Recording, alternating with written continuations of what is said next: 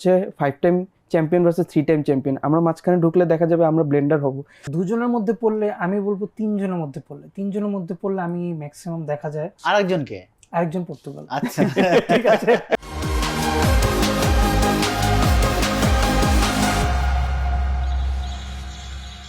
তাণ্ডব লীলা চালিয়ে বিশ্বকাপ শুরু করেছে 4 বারের বিশ্ব চ্যাম্পিয়ন জার্মানি।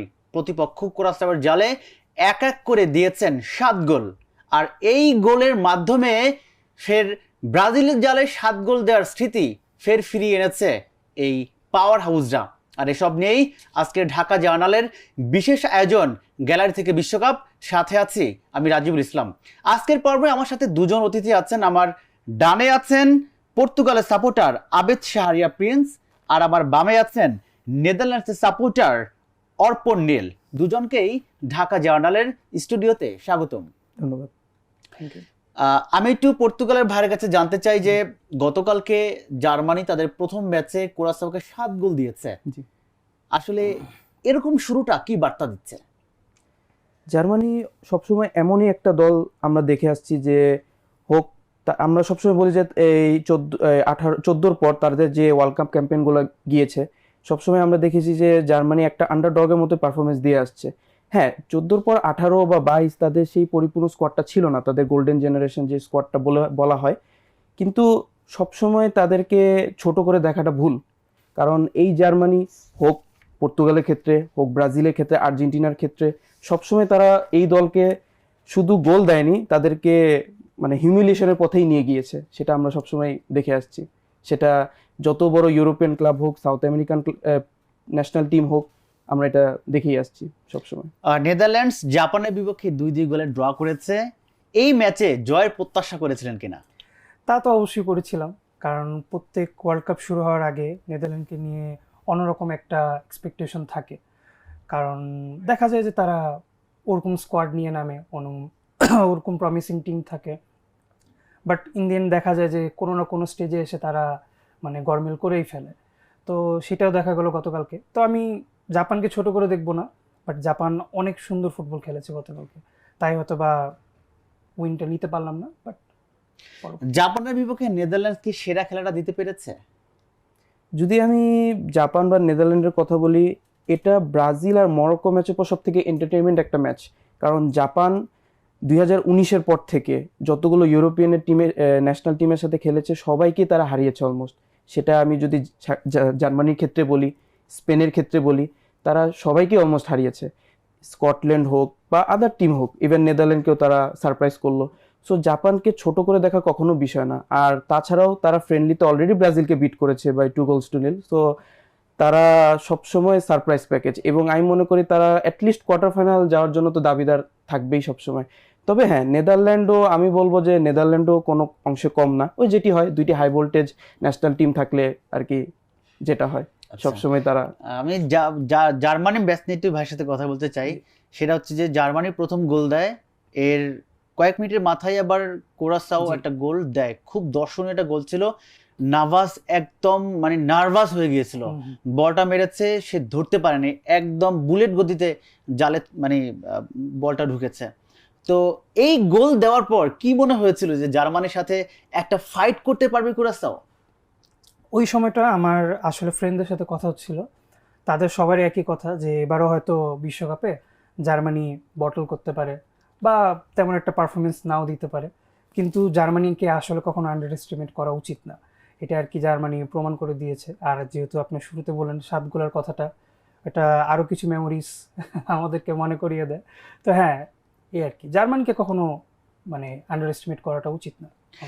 জার্মান এর আগে 2 বিশ্বকাপে ডাউন হয়ে গিয়েছিল একটু, সেই ডাউন থেকে এবার কি একটু আপার লেভেলের ফুটবল খেলছে জার্মানি? হ্যাঁ অবশ্যই, আমি মনে করি তারা যে মানে সাউথ কোরিয়ার সাথে যে এই ধাক্কাটা তারা খেয়েছিল, ইভেন সুইজারল্যান্ডের সাথে যে টনি ক্রুসের সেই আইকনিক ফ্রি কিকের গোল, আমরা যতই স্মৃতি ধারণ করি না কেন 18 বা 22-এর, মানে 18-র যে তাদের একটা ডিজাস্টার গেল, তারা বটম হয়ে গেল, সেই 14-র আর্জেন্টিনাকে হারিয়ে, ওয়ান অফ দ্য ফেভারিটসকে হারিয়ে তারা জিতে, দেন 18-র ওয়ার্ল্ড কাপে তারা গ্রুপ স্টেজে বটম হওয়া, তাদের ইতিহাসের সব থেকে অন্যতম একটা ডার্ক অধ্যায় তারা পার করেছিল। ওই অবস্থা থেকে আমি মনে করবো যে এখন জার্মানি যে অবস্থায় আছে, অসংখ্য ভালো, এবং তারা একটি স্টেটমেন্ট দিল যে আমরা ওয়ার্ল্ড কাপে আসছি, ডেফিনেটলি আমরা এটা ছাপ দিয়ে যাব। এবং স্পেন হোক আর ফ্রান্স, আমরা সবসময় তাদেরকে ফেভারিট বলে আসছি, স্পেশালি নেক্সট এই দুই ওয়ার্ল্ড কাপ ধরেই। তো ডেফিনেটলি জার্মানি তো একটা সারপ্রাইজ করতেই আসছে।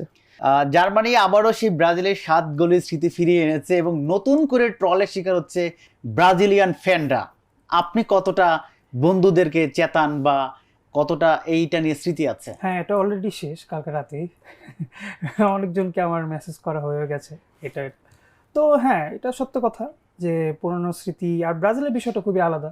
ব্রাজিলের পেনটা বোঝা যায়, কারণ তারা সেমিফাইনালে ছিল খেলাটা, if I am not wrong, আর সেটা তাদের নিজেদের হোম গ্রাউন্ডে ছিল, তো এটা একটু বেশি পেইনফুল।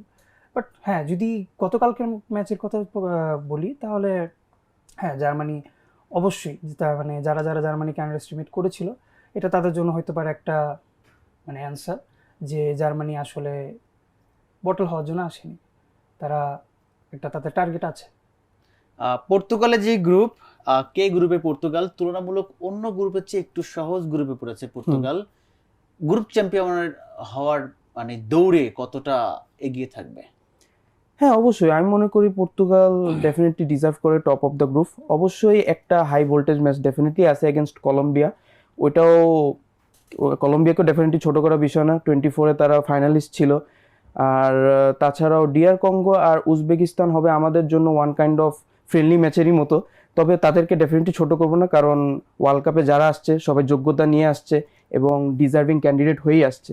সো ছোট করার বিষয় নয়, তবে ডেফিনেটলি আশা করবো আমাদের ক্যাপ্টেন ডেফিনেটলি হাত ধরেই পর্তুগালকে টপ অফ দ্য গ্রুপে নিয়ে যেয়ে রাউন্ড অফ 32 ইজিলি নিয়ে যাবে। এই 3 ম্যাচে ক্রিস্টিয়ানো রোনালদোর কাছে কত গোল প্রত্যাশা করছেন? অ্যাকচুয়ালি কয়টা গোল হবে সেটা বলাটা হয়তো ইজি হবে না, বাট প্রথম 2টা ম্যাচে রোনালদোর ফর্মে থাকা এটা অনেক বড় দরকার। কারণ যদি প্রথম 2টা ম্যাচে রোনালদো অ্যাটলিস্ট ব্রেসও করে, কথার কথা, তাও আমি বলবো যে কলম্বিয়ার সাথে আমরা অনেক বড় একটা বুস্ট আপ পাবো, যেহেতু আমাদের main man plus leader. So definitely আমি বলবো এটা অনেক প্রয়োজন আমাদের। আপাতত আমাদের গোল দেখার থেকে সবথেকে বড় বিষয়টা হচ্ছে পর্তুগালকে টপ অফ দ্য গ্রুপেই রাখা, এটাই আমি আপাতত প্রেফার করি। বর্তমানে ফুটবলের দুজন বড় সুপারস্টার লিওনেল মেসি আর ক্রিস্টিয়ানো রোনালদো। মেসির হাতে বিশ্বকাপ শোভা পেয়েছে, রোনালদো অপেক্ষায়। কতটা জরুরি মানে তার হাতে একটা সোনালী ট্রফি ওঠার? হ্যাঁ, ডেফিনেটলি এটা যদি রোনালদোর ক্যারিয়ার ওয়াইজ আমরা চিন্তা করে দেখি, তার কাছে সব ধরনের ট্রফি আছে, শুধু ওই একমাত্র ওয়ার্ল্ড কাপটা বাদে। যদি আমরা সব কিছু সাইড করি আর যদি তাদেরকে একটা এভাবে চিন্তা করি যে এটা তাদের দুইজনেরই লাস্ট সুযোগ, মেসি হয়তো বা সেটা পেয়ে গেছে, রোনালদো সেটা পাওয়া হয়নি। তো as a neutral football fan আমি অবশ্যই চাবো যে রোনালদোর হাতে যাতে ট্রফিটা অবশ্যই যাক, বাট বাকিটুক দেখা যাক। মেসি রোনালদো আছে বলে ফুটবলের সৌন্দর্যটা এত বেশি।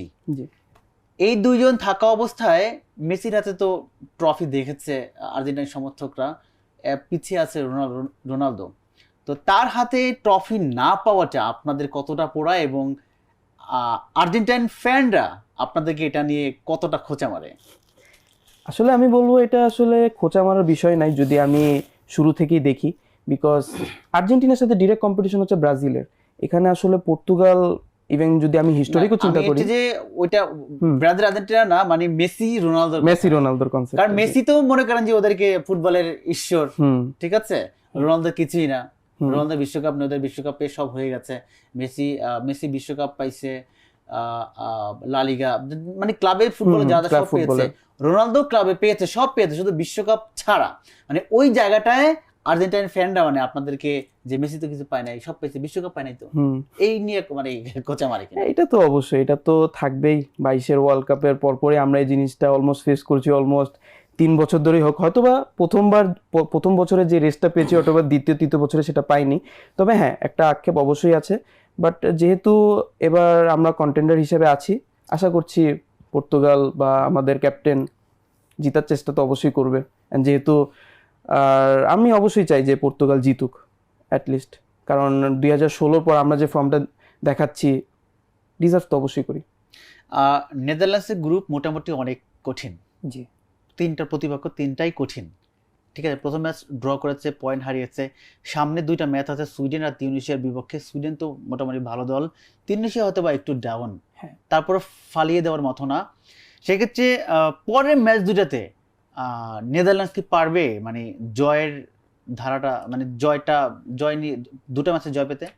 দুটো ম্যাচে আশাবাদী আমি জয়ের জন্য। সুইডেন হ্যাঁ একটু টাফ হতে পারে, বাট টিউনিশিয়া আমি মনে করি যেমন সে বললো যে ফ্রেন্ডলি ম্যাচের মতো হতে পারে। তো ওয়ার্ল্ড কাপ কাউকে কখনো মানে ছোট করে দেখা উচিত না, তা আমি আশা করি যে হ্যাঁ টিউনিশিয়ার সাথে হয়তো বা উইনটা নিতে পারি। ইচ্ছা তো আছে যে মানে গ্রুপে টপার হওয়া, বাট বাকিটুকু দেখা যাক। নেদারল্যান্ডসে তো একসময় খুব সোনালি একটা দিন ছিল, সেই সোনালি দিন থেকে কি একটু পিছিয়ে এসেছে বা বর্তমানে ফুটবলটা কি একটু ভাটা যাচ্ছে? যদি নেদারল্যান্ডের সোনালি দিনের কথা বলি আমরা, তাহলে ওইটার সাথে কম্পেয়ার যদি করে আজকে নেদারল্যান্ডস স্কোয়াড, তাহলে আকাশ জমিন পার্থক্য। কারণ বর্তমানে নেদারল্যান্ডের যে অবস্থা যেভাবে তো মানে আগের টিমগুলো দেখলে মানে একটা কনফিডেন্স আসতো যে হ্যাঁ নেদারল্যান্ড কিছু একটা করতে পারবে। কারণ যদি আমরা বড় টিমের মধ্যে দেখি যে ফুটবল ইতিহাসে যত বড় বড় টিম আছে সবাই মোটামুটি ওয়ার্ল্ড কাপ জিতেছে, এর মধ্যে একমাত্র নেদারল্যান্ডই বলা চলে যে অ্যাজ এ বড় টিম হিসেবে তারা কখনো ওয়ার্ল্ড কাপটা জিতেনি। অনেক দলের সাপোর্টার আছে, আপনার দুজন ব্যতিক্রম দলের সাপোর্টার, পর্তুগাল সাপোর্টার কেন করছেন? পর্তুগাল আমার সাপোর্টের যাত্রা শুরু হয়েছে মেইনলি 2013 থেকে, যখন সেই জলাতান ভার্সেস রোনালদোর একটা ব্যাটেল গিয়েছিল ফিফা কোয়ালিফায়ার্সে। সেই দিনটা আসলে আমার জন্য অন্যরকম ছিল, কারণ যখন ব্রাজিল আর্জেন্টিনার আমাদের দেশে এত রেস ফ্যান বেসের মধ্যে আমি সাপোর্ট করার সত্যি কথা কোনো টিম পাচ্ছিলামও না। আর এমন না যে এই দুজনের খেলা খুবই জঘন্য, বাট আমার পার্সোনাল রোনালদো আমি অনেক বড় ফ্যান শুরু থেকেই। তো যখন আমি এরকম দেখলাম যে রোনালদোর একটা ম্যাচ পর্তুগালের এগেনস্ট সুইডেন আর ইব্রাহিমোভিচ ভার্সেস রোনালদো, তো এই ব্যাটেলটা অন্যরকম ছিল। তো যখন আমি ম্যাচটা দেখে আমি মানে পর্তুগালের যে এমন বড় ফ্যান হব এটা আমি এখন পর্যন্ত আসলে বিলিভ করতে পারিনি। আর তখন থেকেই আমি এই গায়ে কখনো আর কোনো জার্সি দেইনি পর্তুগাল ছাড়া। এখন থেকেই যাত্রা আমি মানে দিন শেষে খারাপ থেকে ভালোটাই দেখলাম পর্তুগালের। এই সেই ডাউনফল থেকে যখন আমাদের মিডফিল্ডার খেলতো ওটাভিও, জোয়া মুটিনিওর মতো প্লেয়ার, আজকের দিনে আমরা পেয়েছি ভিটিনিয়া, জোয়া নেভেসকে। জলাতান ইব্রাহিমোভিচ তো এই বিশ্বকাপে নেই, সে থাকলে রোনালদোর খেলাতে আরো বারুদ ঝরতো কিনা? আমার মনে হয় না, কারণ জলাতান আমরা দেখছি যে ঠিক আছে তার গোল স্কোরিং লেভেলটা হয়তো সুন্দর ছিল, সে অন্যরকম লেভেলেরই গোল করতো, আমরা এটা অনেকভাবে দেখেছি। তবে রোনালদোর সাথে জলাতানের সত্যি কথা বলতে কথাটা মেনলি জলাতানের মুখের ভাষাই বেশি। খেলার মাঠে হ্যাঁ সে গোল করেছে, তবে রোনালদোর রেকর্ডের সামনে সে কিছুই না সত্যি বলতে। রোনালদোর একটু বয়স হয়ে গেছে, হুম। গত বিশ্বকাপে যে একটা ধার ছিল, যেটা গতি ছিল, এই বিশ্বকাপে একটু কমেছে কিনা, একটু কম দেখা যাবে? হ্যাঁ এটা তো আসলে অবশ্যই একটা 41 ইয়ার্স অফ এজ, আসলে এটা এতটা সহজ না তার জন্য। এটা মেনলি আমরা যতটাই অন্য যদি নিউট্রাল হিসেবেও কেউ যদি বলে যে না এটা তার জন্য, এটা মানে সে 41 বছর বয়সে কীভাবে ওয়ার্ল্ড কাপ খেলতে পারে, বাট তার জন্য এটা সব থেকে বড় চ্যালেঞ্জ এবং অনেক বড় একটা প্রেশার যে 41 বছর বয়সে সে একটা ফিফা র্যাঙ্কিং 5th টিমকে সে লিড করতেছে, পর্তুগালকে। সো ডেফিনেটলি এটা অ্যাজ এ ফ্যান থেকেও আমি বলবো একটা প্লেয়ারের জন্য অনেক বেশি চ্যালেঞ্জিং, এবং আমি বিশ্বাস করি সে চ্যালেঞ্জ দিতে প্রস্তুত। পর্তুগালের সাপোর্টার খুঁজলে পাওয়া যায়, কিন্তু নেদারল্যান্ড সাপোর্টার খুঁজে পাওয়া দুষ্কর। আপনি কেন এবং কত সাল থেকে আপনি এই দলের সাপোর্ট করছেন? আমি যদি স্পেসিফিকভাবে বলি তাহলে সেটা হচ্ছে 2006 আমার প্রথম ওয়ার্ল্ড কাপ দেখা। তখন ফুটবলের সম্পর্কে আমি কিছু জানতাম না। 2010-এর কথা যদি বলি, আমার এক আঙ্কেল আছে, উনি ওয়ার্ল্ড কাপ অনেক দেখতেন। তো উনি নেদারল্যান্ড সাপোর্ট করতেন। তো উনার হয়ে যখন আমি একসাথে বসে খেলা দেখতাম, তো আমি দেখতাম যে হ্যাঁ ফুটবল মানেই শুধু অরেঞ্জ কালার জার্সি। তো ওই তখন থেকে আর কি নেদারল্যান্ডকে সাপোর্ট করা আমার শুরু, তখন থেকে নেদারল্যান্ডকে মানে চেনা আমার শুরু, এই তখন থেকে আর কি।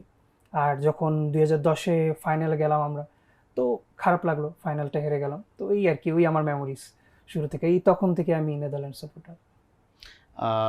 বিশ্বকাপে ব্রাজিলের প্রথম ম্যাচ দেখেছেন, জি। মরক্কোর বিপক্ষে প্রথম ম্যাচেই হোঁচট খেয়েছে, পয়েন্ট হারিয়েছে।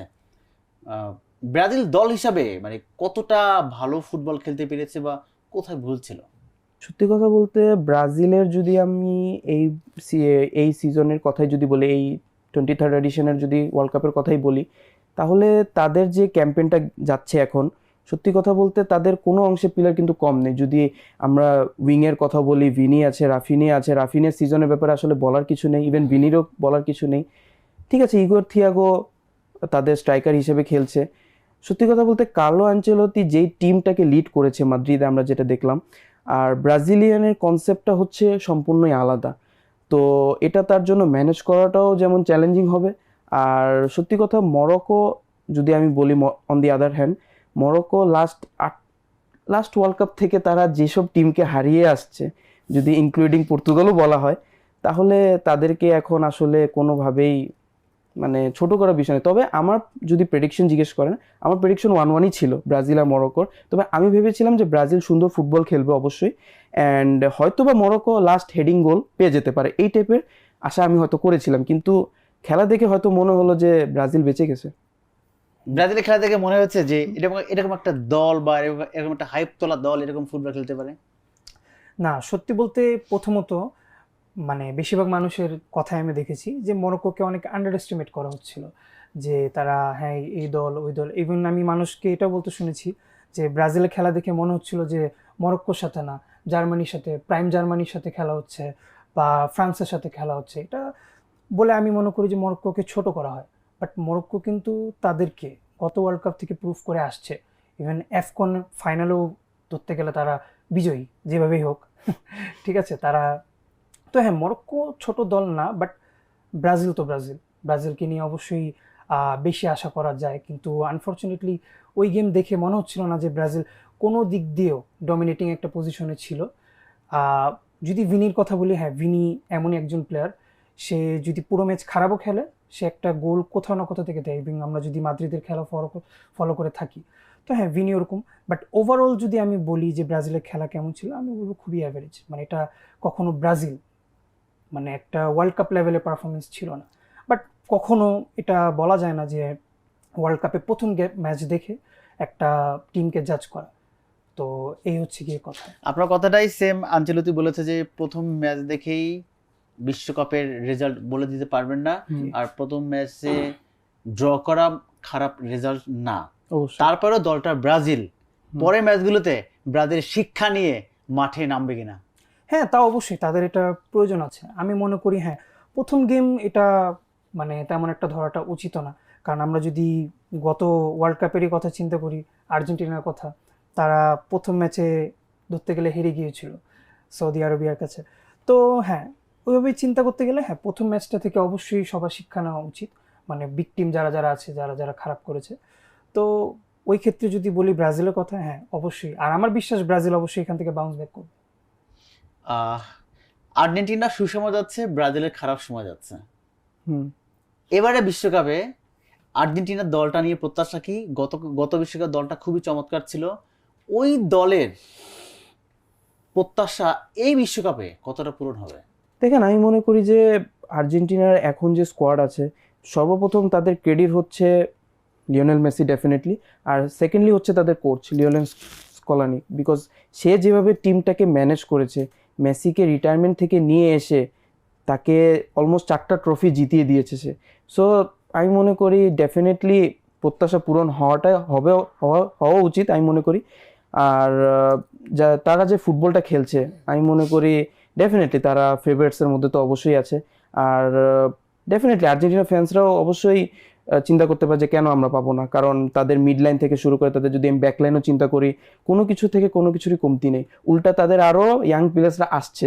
এখন নিকো পাজকে আমরা দেখতে পাচ্ছি, যেহেতু আমি একজন মাদ্রিদ ফ্যান, সো নিকো পাজ আসা এটাও একটা মানে কেমন যেমন ডি মারিয়া চলে গেল, নিকো পাজ চলে আসলো, মানে একটা থেকে একটা ব্যাকআপ আর্জেন্টিনা সবসময় পেয়ে থাকে। উল্টা এটা তাদের স্কোয়াডের জন্য ব্লেসিং হয়ে দাঁড়ায়, এটা আমরা সবসময় দেখেছি। তো ডেফিনেটলি আমি মনে করি তারা ওয়ার্ল্ড কাপ যদি ডিফেন্ডও করে, আমি মনে করি অসম্ভব কিছুই না তাদের জন্য। মরক্কোর ম্যাচের আগে ব্রাজিলের ফ্যানরা অনেক উঁচু গলায় কথা বলতো জি। যে মরক্কোর বিপক্ষে আমরা দেখিয়ে দিব, আমরা এক হালি দিব, আমরা এত গোলে জিতবো। ঠিক আছে, ড্র হওয়ার পরে আপনার ফ্রেন্ড সার্কেলের কি অবস্থা? ড্র হওয়ার পরে আমার ফ্রেন্ড সার্কেলের একটা অবস্থা যে বেঁচে গেছি, এই হচ্ছে গিয়ে কথা। হাঁটতে হাঁটতে বেঁচে গেছি। হ্যাঁ বেঁচে গেছি, এই হচ্ছে গিয়ে কথা। কারণ প্রথম গোলের পর আসলে ম্যাক্সিমাম ব্রাজিল সাপোর্টার, আমি তার মানে ব্রাজিল সাপোর্টারদের সাথে বসে খেলা দেখেছিলাম, সেও ছিল আমার সাথে। সবারই একটাই মানে কথা ছিল যে মনে হয় না এখান থেকে করতে পারবে। বাট যখন ব্রাজিল একটা গোল দিয়ে দিল, তখন বললো হ্যাঁ এটা ব্রাজিল আরো গোল দিতে পারে। বাট পরে এটা ড্রতেই শেষ হলো খেলাটা। আর্জেন্টিনার ব্রাজিলের ফ্যানরা যখন ঝগড়া করে, মজা করে, 7 আপ বলে, হাত দিয়ে গোল দেয় বলে, তখন পর্তুগাল কোন পজিশনে থাকে? আমরা সবসময় নিউট্রাল গ্রাউন্ডে থাকি, কারণ এখানে এক তো ঝগড়া হচ্ছে 5 time champion versus 3 time champion. আমরা মাঝখানে ঢুকলে দেখা যাবে আমরা ব্লেন্ডার হব। তো এখানে আমার মতে না ঢুকাটাই ভালো, এটাকে এনজয় করা ভালো। যেমন আমাদের ক্যাপ্টেনও সবসময় একটা কথা বলে যে আপনি এখন এনজয় করেন, আমাদের খেলাগুলো এনজয় করেন। তো আমরা ওই শিক্ষাটাই নিলাম। এখন আমরা সবসময় তাদের ব্যান্টার হোক, তাদের ঝগড়া হোক, যেটাই হোক, আমরা সবসময় এনজয় করি। আমরা এর মধ্যে বামার ঢুকাই না। না মানে দুই দল, আপনার ফ্রেন্ডরা ধরেন 3 জন, আপনারা একটা চায়ের দোকানে গিয়েছেন, একজন আর্জেন্টিনা, একজন ব্রাজিল, একজন পর্তুগাল, ঠিক আছে? ওরা যখন ঝগড়া করে তখন আপনি কোন দলের মানে একটু খোঁজা মারেন কিনা, বা একটু তাল দেন কিনা, বা একটু সাপোর্ট করেন কিনা? আমি দেখা যায় যদি আমার ক্ষেত্রে বলি তাহলে আমি 2 টিমকেই তাল দিই। একদিক থেকে যখন দেখছি যে ব্রাজিলের হালটা বেশি ভারী হচ্ছে তখন ব্রাজিলের কাছে চলে যায়, আর যখন দেখছি যে না আর্জেন্টিনার পয়েন্টগুলো খারাপ হচ্ছে না তখন আর্জেন্টিনার সাথে চলে যাচ্ছি। দুই পক্ষেই আমি আছি। কোনো দিক থেকে আমি দেখা যাচ্ছে সিঙ্গেল একটা পয়েন্ট নিতে গেলাম, দেখা গেল দুজনে আমার কাছে চলে আসবে। তো নিউট্রাল গ্রাউন্ডে থাকাই আমি মনে করি দিক থেকে বেটার। আচ্ছা, আপনার অবস্থা কি হয় দুজনের মধ্যে পড়লে? দুজনের মধ্যে পড়লে আমি বলবো 3 জনের মধ্যে পড়লে। 3 জনের মধ্যে পড়লে আমি ম্যাক্সিমাম দেখা যায় আরেকজনকে, আরেকজন পর্তুগাল। আচ্ছা ঠিক আছে, পর্তুগালের মধ্যে দেখা যায় যে ম্যাক্সিমাম পর্তুগালের ব্রাজিল যদি একসাথে থাকে, কেন জানি মনে হয় কি তারা দুইজন ভাই ভাই। পর্তুগাল আর ব্রাজিল ব্রাজিল যদি একসাথে থাকে তারা দুজন কেন জানি মনে হয় ভাই ভাই, একটা ঐক্য জোটের মতো মনে আর হয়। জার্মানি আর্জেন্টিনা ভাই ভাই। জার্মানি আর্জেন্টিনা, জি, জি, জি। ভাবছিলে কিন্তু এটার আজ পর্যন্ত কোনো আমি যুক্তি দেখলাম না কেন পর্তুগাল আর ব্রাজিল ভাই ভাই। হ্যাঁ, এটা আমি আসলে জানি না কেন, বাট সবসময় দেখা যায় হয়তো বা ব্রাজিল সাপোর্টাররা বেশি করে চায় যাতে রোনালদো এবারে ওয়ার্ল্ড কাপটা নিক, এমন কিছু একটা। আর আর্জেন্টিনা তো আর্জেন্টিনা, আর্জেন্টিনা জার্মানিকে টানে। হ্যাঁ, জার্মানিকে টানে শুধু ওই যে 2014 পর থেকে। ওই 7 গোলের জন্য। হ্যাঁ, 7 গোলের জন্য টানে।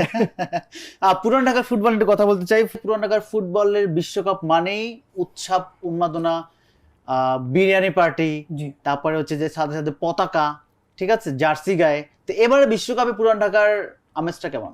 হ্যাঁ, এবারেও আমেজ আছে। হয়তো প্রথম যদি আমি প্রিভিয়াস ওয়ার্ল্ড কাপগুলোর কথাবার্তা বলি তাহলে 1-2 মাস আগে থেকে আমেজটা বোঝা যায়। এবার আমেজটা একটু লেটে শুরু হয়েছে, বাট হয়েছে। আমাদের পুরান ঢাকা আপনি জানেন হয়তো অনেক অলিগলি আছে, এটা আপনি যে কোনো যে গলিতেই যাবেন না কেন একটা না একটা ফ্ল্যাগের মানে পোস্টার দেখবেন হয়তো, বা পেইন্ট করা দেখবেন, ওয়ালগুলো পেইন্ট করা থাকে, প্রত্যেকটা ছাদে ছাদে নিজের পছন্দ মতো কান্ট্রি ফ্ল্যাগ একটা করে থাকবেই। তো হ্যাঁ, আমেজ তো অবশ্যই আছে। আর ভোর হলে এটা সেটা বেশি বোঝা যায়, কারণ প্রত্যেক ঘর থেকে চিলাচিলি শব্দ শোনা যায়। এই হচ্ছে পুরান ঢাকা ফুটবলের অবস্থা। সাভারের আমিনবাজারে দেখলাম যে 48টি দলের পতাকা নিয়ে, মানে বড় বড় পতাকা, অন্য জায়গায় পতাকা থেকে ছোট ছোট, ওখানে বড় বড় পতাকা দিয়ে একটা সড়ক সাজিয়েছে। দেখতে কতটা চমৎকার লাগছে, অসম্ভব সুন্দর। সত্যি কথা বলতে আমরা যখনই সেখান দিয়ে যাই, যেহেতু আমার বাসা অলমোস্ট সাভারের দিকেই, তো শুধু আমি বলবো যে আমিন বাজার নয়, যদি আমি এর আগে হেমায়তপুরের অবস্থাও দেখি, সেখানেও হরেক রকমের ফ্ল্যাগ। শুধু মানে আমরা যখন, যেহেতু পুরান ঢাকা নিয়ে কথা হচ্ছিল, আমরা ম্যাক্সিমাম সময় দেখতে পাই যে হয়তোবা ব্রাজিল থাকবে, আর্জেন্টিনা থাকবে, হয়তোবা ধরে নিলাম জার্মানিও থাকতে পারে, বাট ওই আমিনবাজার, হেমায়তপুর এবং সাভার, এই 3টি এরিয়ার যদি কথা বলি, এখানে ভেরিয়াস লেভেলের এবং ফ্যান বেস আছে। আমি ইংল্যান্ডের ফ্ল্যাগও দেখতে পাই, আমি ইভেন নরওয়ের ফ্ল্যাগ আমি এবার দেখতে পাচ্ছি। দো আমাদের নরওয়ের এম্বাসি থেকে বলা হয়েছিল যে এবার বাংলাদেশ যেন নরওয়েকে সাপোর্ট করে, এটার পর কিনা তারা আবার ইনফ্লুয়েন্স হলো কিনা সেটাও একটা বিষয়। কিন্তু নরওয়ের ফ্ল্যাগ দেখতে পাই আমি অনেক হ্যাপি হয়েছি। এবং অবশ্যই যখন আমিনবাজার দিয়ে যাই, সো অবশ্যই যদি আমি এখান থেকে একটু ডিফারেন্সও বলি, যে পুরান ঢাকার অলিগলিতে আর্জেন্টিনা বা ব্রাজিলের একটা সুন্দর করে ছাপ করা হয়, সেটা 2 ফুটের পতাকা দিয়ে হোক, 5 ফুটের হোক, বা কালারিং পেন্টিং করে হোক। বাট আমিনবাজার বা সাভারের ক্ষেত্রে যেটা দেখা যায়, বিকজ ওইটা হচ্ছে একটা হাইওয়ে রোডের মতন, হাইওয়ে রোড যেহেতু, তো ওইখানকার ফ্ল্যাগ অলমোস্ট 15 ফুট থেকে অলমোস্ট 20 ফুটের। আর প্রত্যেকটা ফ্ল্যাগ দেখলে মনে হবে যেন আমি বাংলাদেশে না, আমি অন্য কোথাও থাকি। আর জার্মানি থেকে শুরু করে স্পেন, ফ্রান্স, নরওয়ে, ইভেন আমি স্কটল্যান্ডেরও ফ্যান বেস দেখি। সব থেকে অবাক করার বিষয় হয় সাভারের ফ্যান বেস দেখলে ফুটবলের, হরেক রকমের টিম সাপোর্টার। দর্শক, এতক্ষণ দেখছিলেন ঢাকা জার্নালের বিশ্বকাপ নিয়ে বিশেষ আয়োজন গ্যালারি থেকে বিশ্বকাপ। আমার সাথে ছিলেন একজন পর্তুগাল ফুটবল সাপোর্টার, একজন ছিলেন নেদারল্যান্ডসের ফুটবল সাপোর্টার। তো এই পর্ব এখানে শেষ করছি, দেখা হচ্ছে পরবর্তী পর্বে। এতক্ষণ আমাদের সাথে থাকার জন্য ধন্যবাদ।